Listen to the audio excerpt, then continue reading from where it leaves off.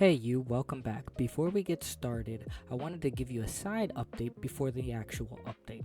So when Racing Master came out, it originated in China as well as Taiwan, Japan, Southeast Asia, Korea, and lastly Latin America. So all the updates that you will be getting from me are North American version.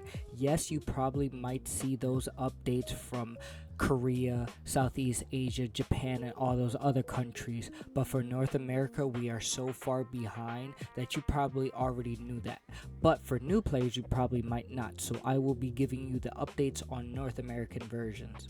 Now let me stop all the yapping and get back to your reasonable scheduled program.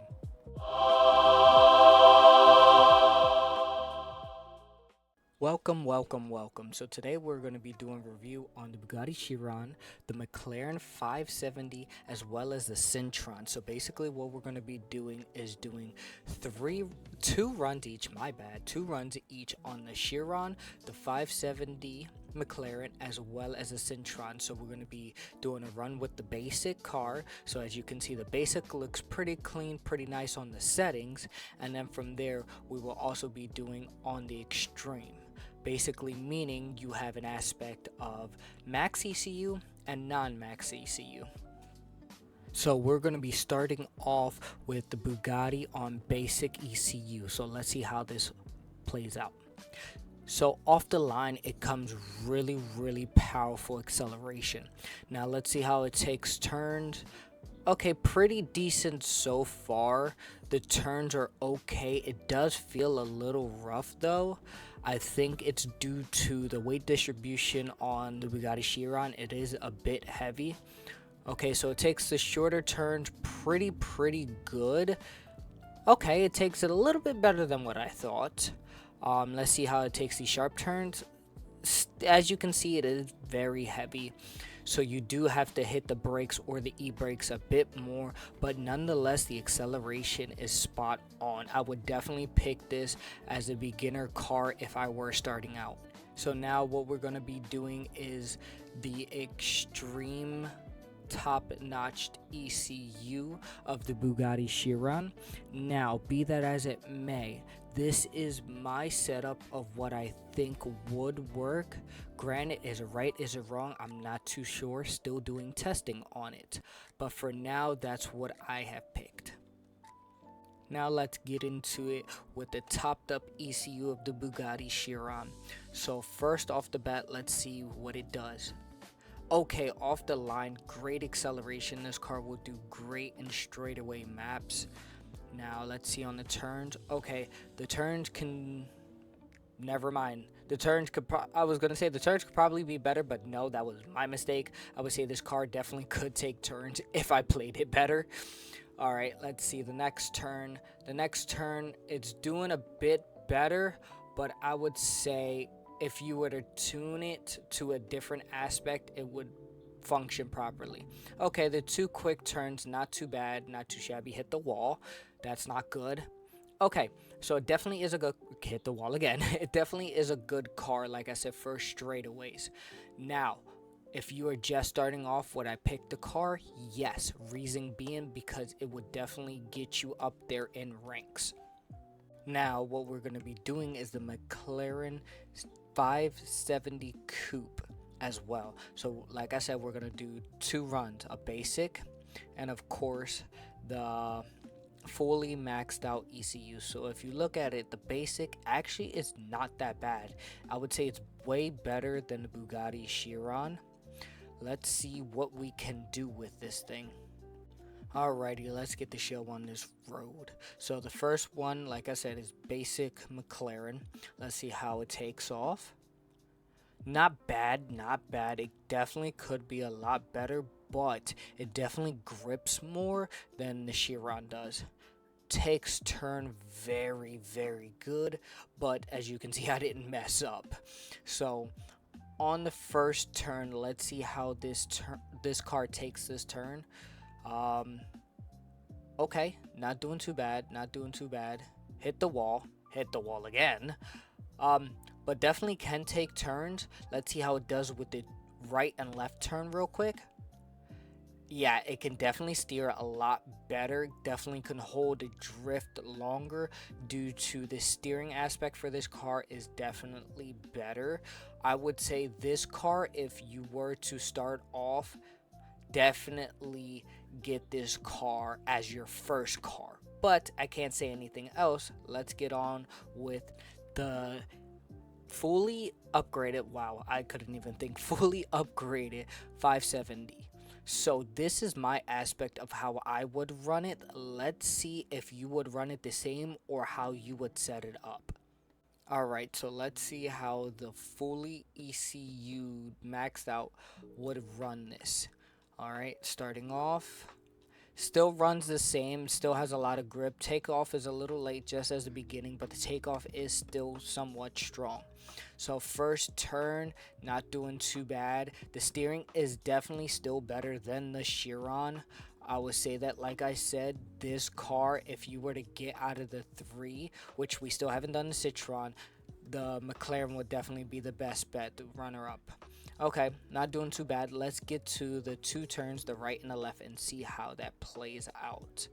Okay, the right turn good, left turn good. Definitely has a lot, like I said, a lot better steering. So it's definitely doing better than what I thought it was, but I still have to do a lot more play testing with these cars. All right, now let's get on to the Citroën. We have to do two runs with this car as well. So the basic, that's not looking so good on the stat wise, especially top speed. Steering is definitely really good, but top speed, that's going to be a big problem. All right, racing fans, let your engine start. All right, let's see how the Citroën does. Okay, starting off doesn't do too bad, but the problem that I see is the, like I said, acceleration still good, top speed, it doesn't hold speed very well when it comes to drifting. The turn is definitely there like the McLaren, but I feel as though it could definitely be better. Yeah, see, so as it's drifting, the speed does go down by a good 7 to 8 miles per hour. Okay, let's see how it takes turns. It definitely takes turns smoother than the McLaren does. I can say that for a fact. Definitely takes them smoother. I would say this would be another good car, but don't back down on the Chiron. Alrighty, so now we're gonna do the extreme version of the Citroën. I still don't know how to pronounce it. Now looking at that, that is a lot better, especially the steering. Top speed went up by a smidge, so this would be my aspect of how I would tune it. So I would definitely go with more of a top speed, maybe a little bit more of a steering, but let's see how it plays out for myself. So this is what I came up with. Not too shabby. You can pause if you want. But I'd say this would probably be a better setup, a more realistic setup than what you normally see. Now let's get on with the Citroën Maxed ECU. So off to the start. Let's see how it pulls from the line. Wow, definitely a lot better than the McLaren. The speed wise is impeccable. But on the other hand, turning is still losing power. So that we are definitely going to have to tune a little bit more just to figure out why it's losing so much power. Of course, being the top speed, it's really bad. As you can see, it went from 91 to 80. That lost 11 miles per hour just off of that turn. Let's see how it does on left and right. It still does phenomenal on those turns. Now the bigger turn transition still does good. Like I said, it loses a lot of power, but definitely a great car. Don't knock it until you try it. Alright, testing out all three of these cars. The Bugatti Chiron, the 570 McLaren, and as well as you have the Citroën Xsara. I believe that's how you pronounce it. Like I said, all of the three of these are great cars to play around with. Like I said, if you're just starting off, all three of them will be good to go. But in my opinion, one car to go with would be the McLaren 570. So now let's see what they have given us for more updates. I know what they did do would be amazing is our map studio here. This is an amazing aspect to racing community for a mobile game in itself. You can do featured, you can do joyride, you can do matches with other people's maps, and as well as you can follow, favorite, and make your own map. Map designing is going to be on another level. Also, new things that they've implemented, which would be awesome to drive around to, is their drill maps. So, their drill maps, as you know, is maps that you can practice on from North America all the way to Asia. North America, they put a new map, which is Mexico. Mexico has 9 maps from Rune Circuit all the way to Suburb Half. So these are all great maps. Haven't played them yet. Will do a review on them as well. But love that they put new maps into the game. We definitely needed them. Another map that they also put in Europe, and this one I love, is Nürburgring. Now this one is going to be the best one out of all of them due to its technical, has ups and downs, great turns when it comes to racing. All around, just a great map. This one has 10 maps from North Loop all the way to Large Jump Board. Don't know how to say the rest of the maps, but yeah, these will be definitely great maps to try out and review as well. The next great thing that they put into is actually like a little mini game to the map itself. It's called Summer Hunt. Basically what you do is you're in this little car, and what you do is you scavenge their desert map, so their desert Mexico map, and you actually pick up chests along the way. Now one thing is you can either keep whatever they search for, like car upgrades. They do also materials that you would need probably to build stuff, and as well as they do fights with other people. So now this one right here is you can race people. So how they do it, I believe, is just one map, and within that one map, you either go from wherever they start you at and you finish, or you can do a full lap, or you can just do it like they did here where you start off at a certain speed, 30-40 miles per hour, and then you see how fast you can go to the finish line. This is definitely an interesting concept that they've done, like by far, in a lot of racing games. I don't think I've seen stuff like this implemented yet. Y'all probably know off the top of your head, but I haven't played much racing games due to they haven't made a lot of good racing games. Another good racing game is Ace Master, which I loved, but I stopped playing it due to it lagged a lot. But this game is definitely well worth checking out.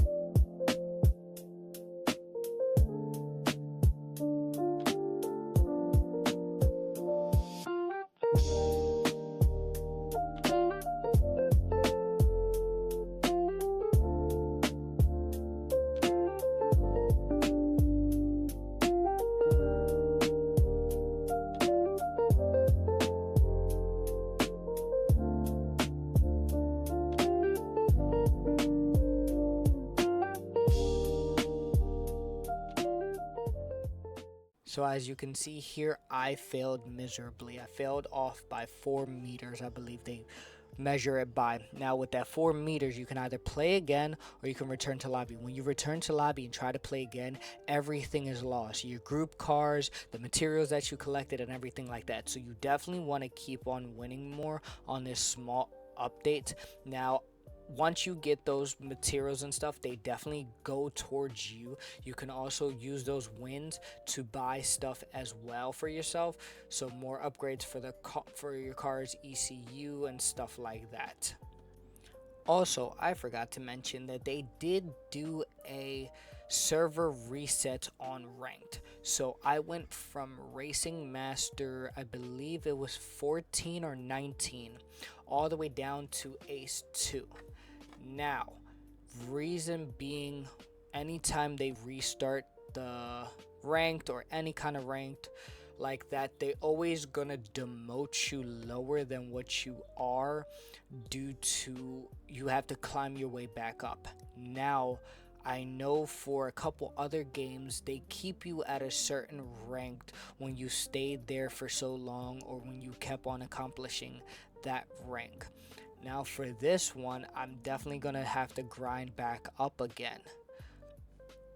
So as you can see, I'm Ace 2, I'm really low, as well as they redid our rank points as well for the cars. So you're definitely going to have to grind back up on the rank points for your car and try to get back up on leaderboard for the car. So it kind of sucks there, but it is what it is. The grinding is definitely fun.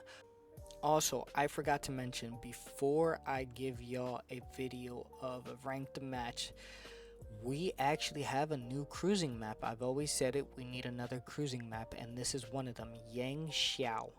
So I'm thinking this map is either China, Japan, or Taiwan. Definitely a great and lovely map. There's not a lot of good footage due to I was lagging a lot as I was driving through here.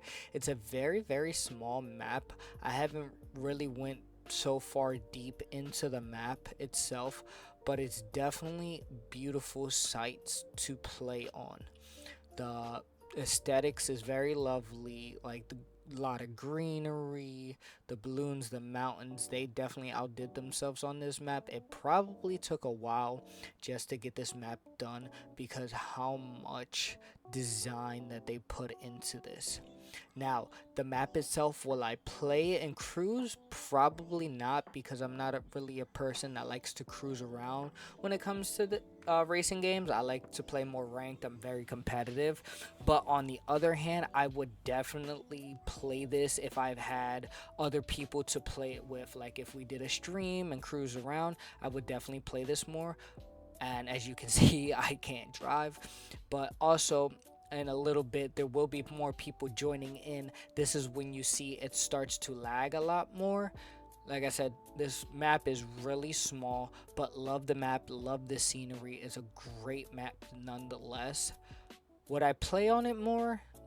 Probably, like I said, if I had more people to play it with on a stream and stuff like that, I definitely would play it more. But nonetheless, love the map and enjoy the scenery.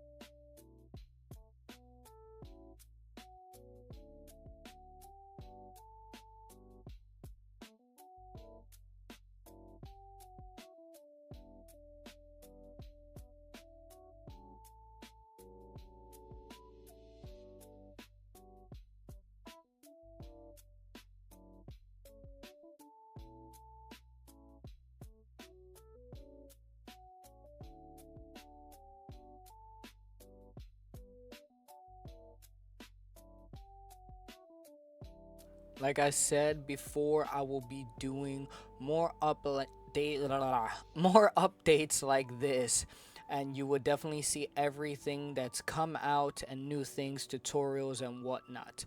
So let's enjoy the show.